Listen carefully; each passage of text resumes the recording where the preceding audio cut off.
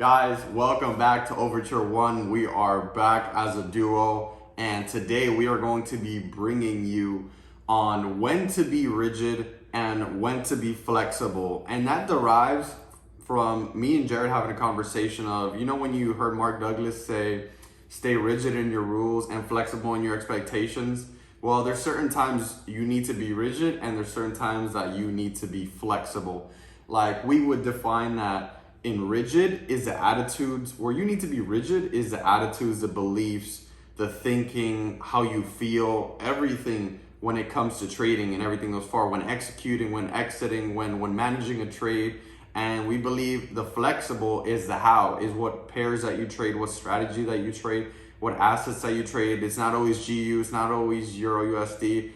You may have to make a pivot to NAS 100 and everything because times may change and everything thus far. You may be better in indexes than forex.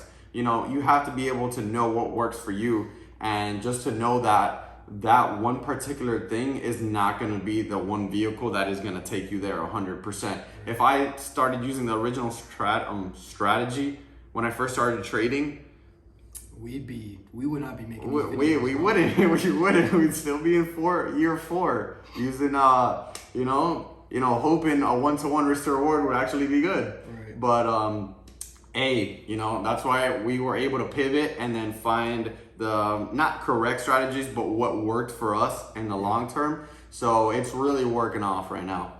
100%. And when we were talking about it, like, I wasn't even thinking along that train of thought, but you're 100% right in the fact of the amount of adaptability that we needed to get to where we're at right now, right? Like, if we had just been like very, I don't know what the word is, just like head down. Very closed-minded, like 100% sure that the first stuff that we learned was like the holy grail. Yeah. Dude, we'd be screwed. Like what we said, we would not be making this video right now. We would have no value to pour into you guys because of that being closed-minded, right? Yeah.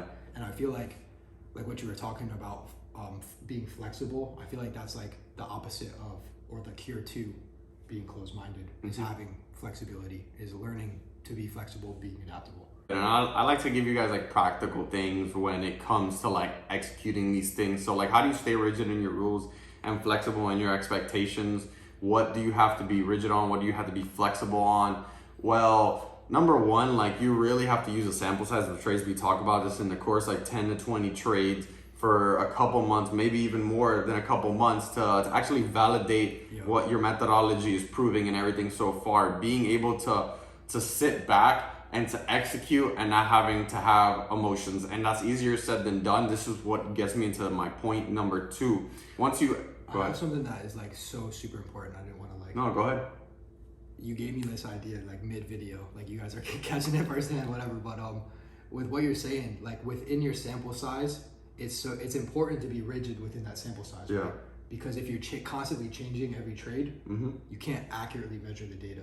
Exactly. Right. But if the data's bad, and if the data's bad, 20 trades in a row, 40 trades in a row, 60 trades in a row, then maybe it's time to be flexible. Exactly. Right. But it's like, you gotta be rigid within the sample size, and then analyze that data for what it is. So super fire point about analyzing like your sample size. No, it's super simple, and that gets me on to the next point. It's like, once you execute your trade, don't dwell on the emotions. You either have two options: trust your trade or exit your trade.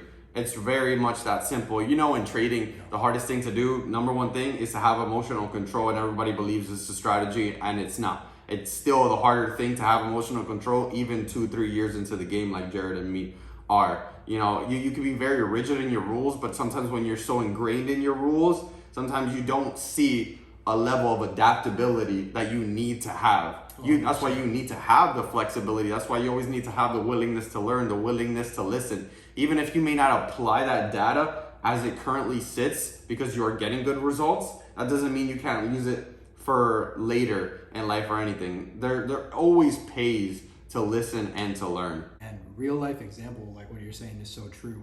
Like, yesterday's points don't win today's games. And it's like, last year, like, my ace pairs were GU and EU. I probably traded GBP USD, British pound US dollar, forex pair, 90% of my trades.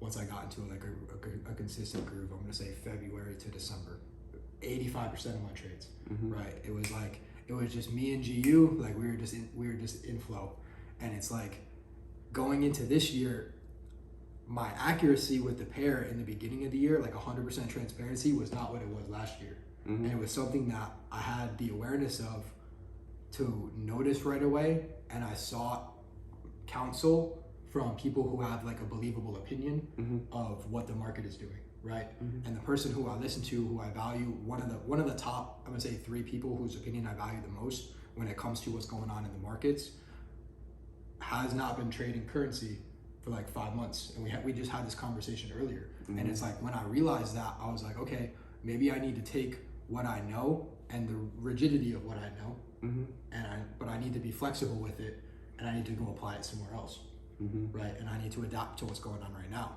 because if somebody knows more than you, right, this is a humility lesson, right? If somebody knows more than you, like, you should probably be like, okay, they probably know more than you. Yeah. I'm gonna listen to what they're saying. Yeah. You know, so and it's been awesome. Like, I made the decision, I kind of paused what I was doing for a second, I reanalyzed, I traded, and currently trading an asset class that I'm not familiar with, at a level that was better than when I traded all last year, in the beginning of this year, in comparison. And it's like, I'm just saying this as a point of, like, if there's a sign to do something, pause, reflect, seek counsel from people who have been where you are and are where you're going. And even though you're following something that's rigid, have the desire to be adaptable, the willingness, right? The willingness to be adaptable, because it's more than just that. There's a willingness there, right? There's a desire. You need to want it. Like, I want to do this, and I'm going to accurately make the change to do this, because if I didn't have the desire or the willingness to do it, like, I had to relearn a different asset, right? So it's like, it's not the same as when you're in unconscious competence, wake up, boom, place your trade, done. Yeah. You know, so I really did have to take the time to learn a different asset class, and that's something that I'm telling you guys right now. Is like, we do preach like same pair, follow a plan, and it's like, that is very important within the context of what's your sample size. What does it look like? Is it doing the numbers that you want it to be doing?